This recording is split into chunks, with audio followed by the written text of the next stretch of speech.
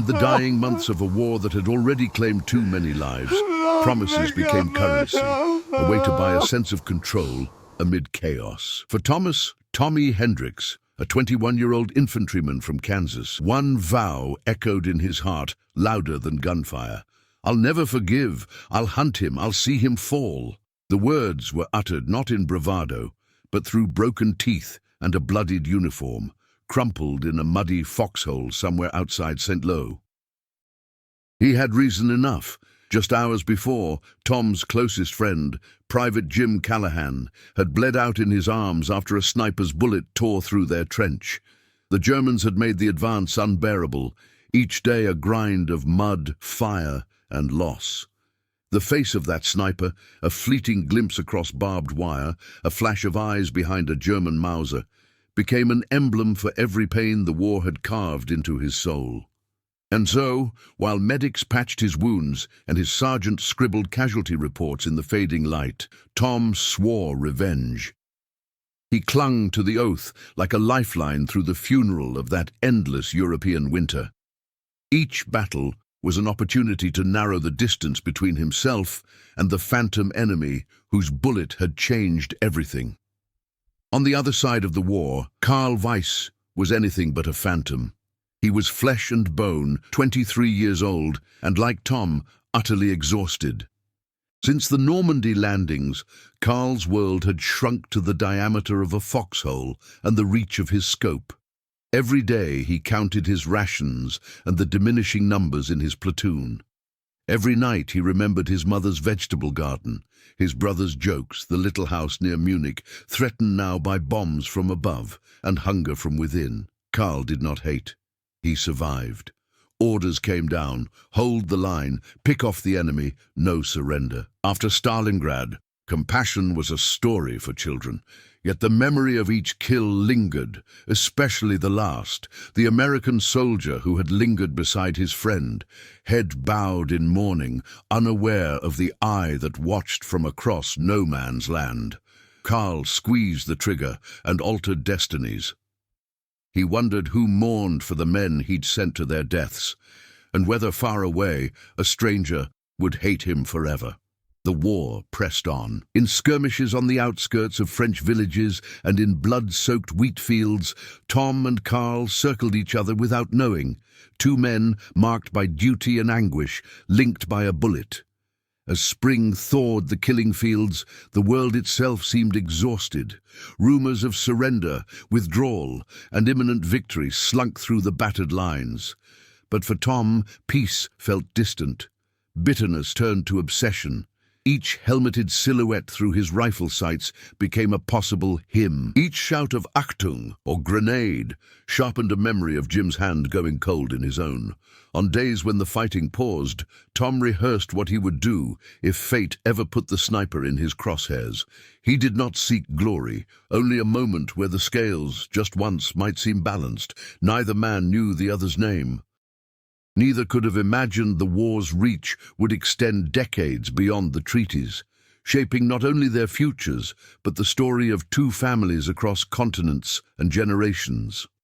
On a rain-soaked afternoon in 1945, in woods rimmed by forgotten farmhouses, Tom finally confronted his enemy face to face. The encounter would forge a secret legacy, one born in hatred but destined over 40 years to become something neither could have ever predicted. Spring 1945, the Ardennes. The snow had given way to mud, and pine needles stuck to every wet uniform. The rumors had been true. Hitler's line was breaking. The Germans dug in, hoping for a miracle. The Americans pressed on, sensing the end might finally be in reach. For Tom Hendricks, each mile seemed to bring him closer not just to Berlin, but to the reckoning he'd promised himself. The village of Waldheim was a ghost. Shuttered windows, debris-strewn roads, gardens churned into trenches. Tom's platoon was assigned to clear an enemy holdout in the forest beyond town. Intelligence warned them of a sharpshooter in the woods, someone precise, lethal, and oddly patient. The older sergeant eyed Tom. "Bet you want first crack at him," he muttered. gruffly recalling Tom's reputation as both a marksman and a man with something to prove. They moved out at dawn, rows of green weaving through the grey trunks. Tom hugged his M1 Garand, senses honed by months of ambush and loss.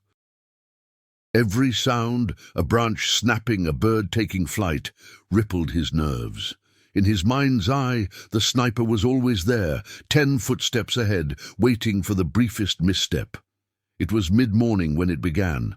The American squad spread out across a shallow gully. Suddenly, rifle fire cracked from the opposite ridge. The point man fell. 2 others dropped for cover, bullets splitting bark and kicking up cold earth. All went quiet for a moment except for the thud of Tom's own heart, loud in his ears. He crawled to a better position, scanning the tree line. A glint, barely more than a spark, flashed deep in the undergrowth. Tom waited, steadied his breathing, aimed where instinct told him the next shot would come. He saw a movement, a helmet, pale face behind the scope. Time slowed, his mind filled with Jim's dying gasp, the oath he had sworn, the ache of unfinished business. He squeezed the trigger. His bullet struck the tree an inch from the sniper's head. The German rolled, vanishing behind a log. Another volley, 2 shots fired in response. One hit uncomfortably close, splinters tracing Tom's cheek.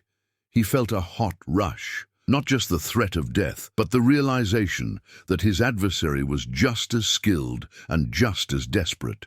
For what seemed like hours but was mere minutes, the 2 men danced a deadly duet, each gaining ground, then losing it, neither able to land the decisive blow. The battle, like the war, was dense with uncertainty and dread. Then abruptly it changed. Tom's squad flanked the enemy position, their sergeant lobbing a grenade over the rise. There was a shout in German, Karl's voice raw with fear and frustration, as the area erupted in smoke and shrapnel. When the dust settled, Tom advanced on the fallen enemy positions, rifle ready. He expected carnage, but found only scattered equipment and a blood trail leading deeper into the thicket. The sniper was wounded but alive, having slipped away in the chaos. Tom followed. Step by cautious step, he moved through the tangled woods until he found Karl slumped at the base of an old pine, clutching a wound in his side. The German's face was pale, gaunt but determined. Despite the pain and imminent capture, his eyes flashed with something Tom recognized, exhaustion and the wish for it all to end. For a heartbeat, the promise Tom had carried through mud and hell welled up in his mind. Kill him now! Settle the score! Finish what the sniper started in St. Lo. But something shifted. The man before him was not a monster, just another soldier, broken by the same war, mourning his own losses. All the rage and hate drained away, leaving only fatigue and a strange, unwelcome sense of kinship.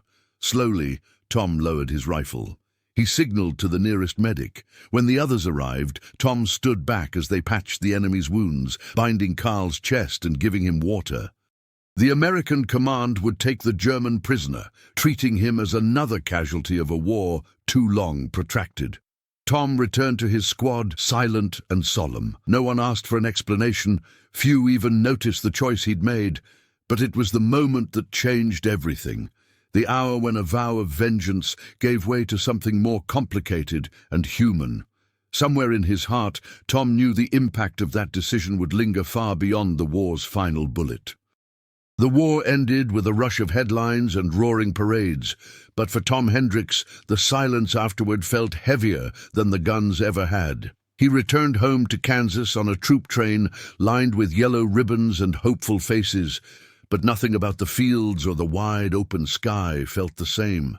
Sleep became elusive. The images of ruined villages and fallen friends returned every dusk. Chief among those memories was the day in the forest, the promise of vengeance unkept, the glint of recognition in the German's eyes, and the surprising, almost jarring relief he had felt as he walked away. His family considered Tom a hero, though he never told them the real stories. In town, he was known as the boy who'd come back alive, one of the lucky few. But luck did not explain the ache in his chest or the dreams he could not shake. Years passed. He finished school, married his childhood neighbor, and took over his father's hardware store, exchanging the cold grip of a rifle for the honest weight of hammers and nails. Outwardly, he was mended. Inwardly, threads remained frayed. He tried to keep the war from intruding on his new life, but it lingered in odd moments, a flash of lightning at dusk, a shout heard from far away, the ache in his shoulder when rain rolled in. The memory of the sniper, alive because Tom had chosen restraint, replayed quietly and often. Was he still out there? Did he remember the American who could have killed him? Was he grateful, haunted, changed? Several thousand miles away, Karl Weiss was also adrift in peace.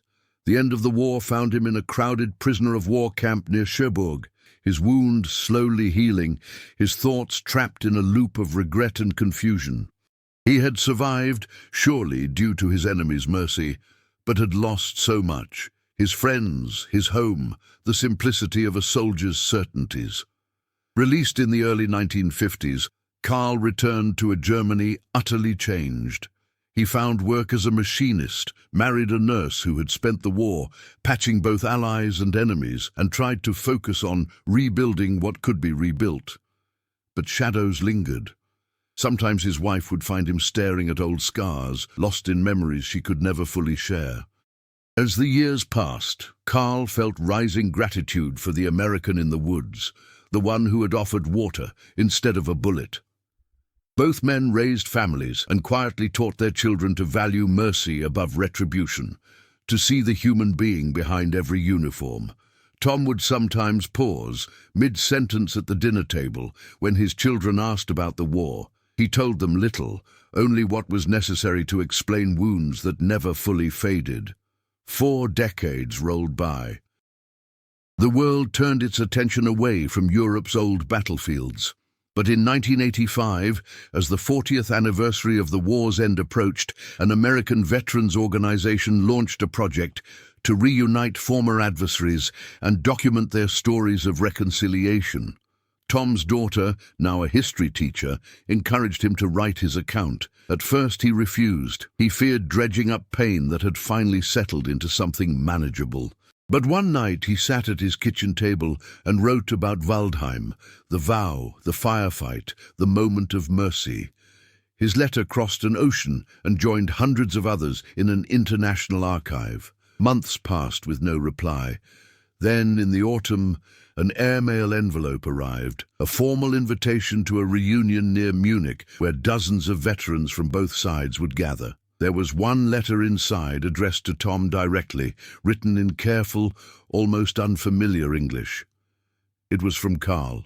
The words wobbled with emotion and humility. Karl remembered the forest, the bullet that missed, the American who gave him water and a chance to live. He had spent 40 years wishing for an opportunity to say thank you, not merely for his life, but for the understanding that mercy could be more powerful than any weapon. Tom stood in his empty store that night, the letter in his trembling hands, and wept. All the weight he had carried for 40 years, the guilt, the doubt, the unfinished business, suddenly felt lighter. He wrote back the very next day. The journey to Munich felt surreal. Tom Hendricks, now 61, found himself crossing the Atlantic not with a rifle slung across his back, but with a suitcase and a heart full of nervous anticipation.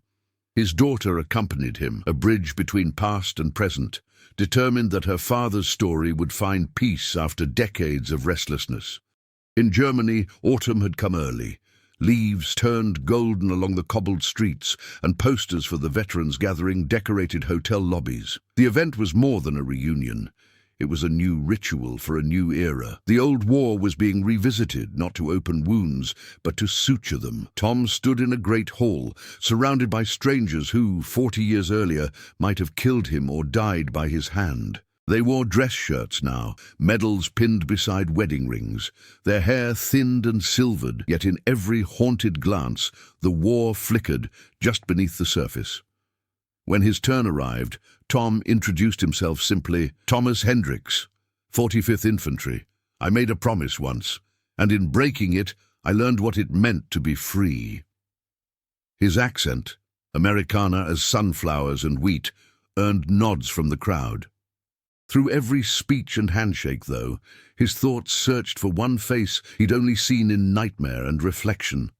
And then Karl was there, a little stooped, rougher around the edges, his blue eyes instantly familiar despite the decades. For a second, both men stood frozen, their old wounds stitched but still sensitive.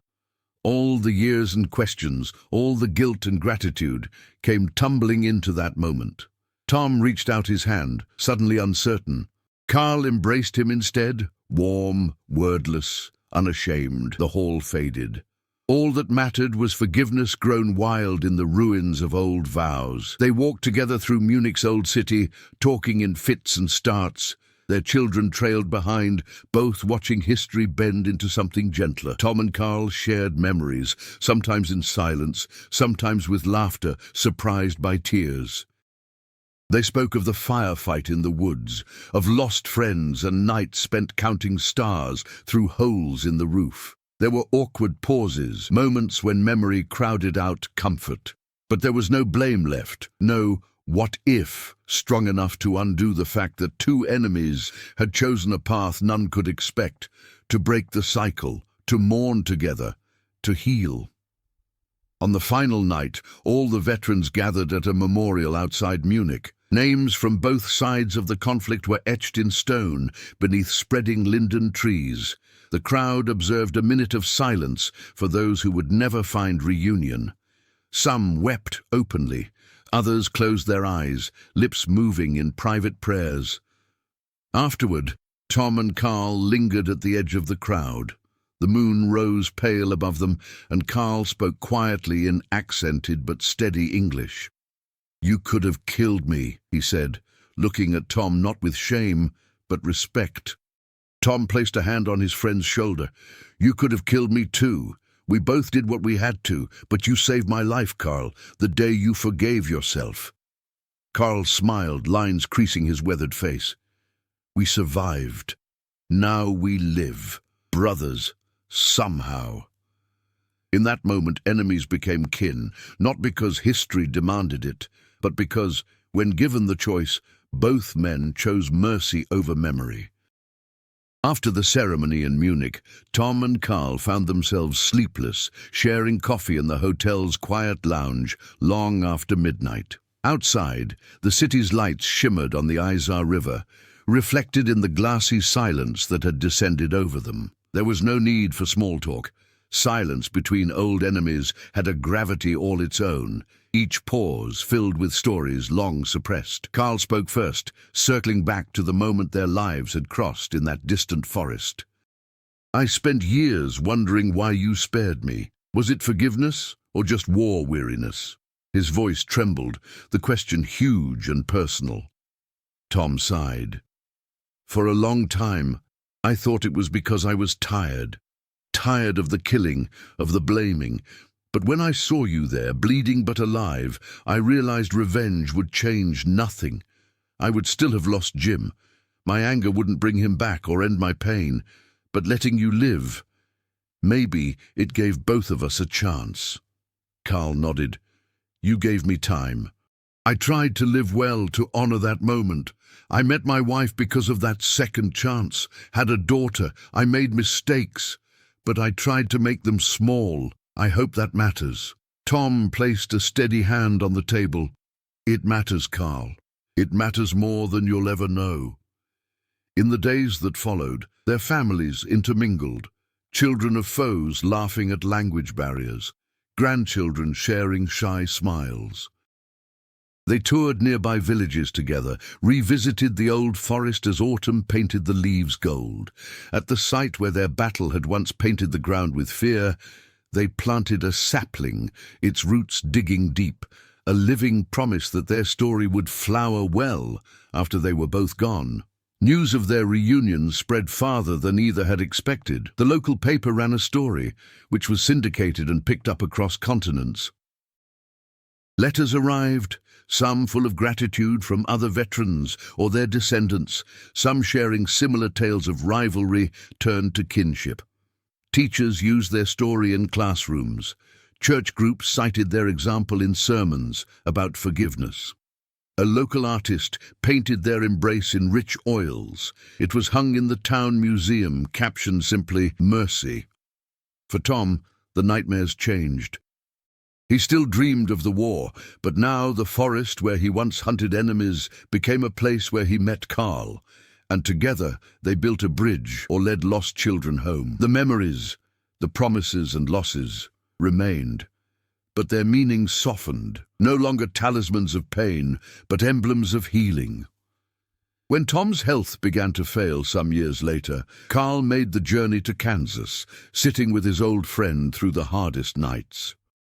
In those waning days, Tom's family saw a new ease return to him, a quietude only possible after wounds have run their course and scarred over with love. At Tom's funeral, it was Karl who read from the pulpit, his German accent unwavering. "My brother saved my life, not just with mercy in war, but by freeing me to live it truly. May we all do the same for our enemies, and so end every war inside us." And there was not a dry eye among those gathered, Americans and Germans alike, bound by the deeper common cause of peace. The sapling they planted grew straight and strong, its bark carved with two sets of initials, TH and KW, testament, not just to what began as a sworn promise to kill, but to how grace, offered once and fully, can echo down through generations. And so, as the years trickled forward, Tom and Karl's new brotherhood outlived the wounds of war, proving that sometimes it is mercy that keeps us alive, and forgiveness that lets us finally come home.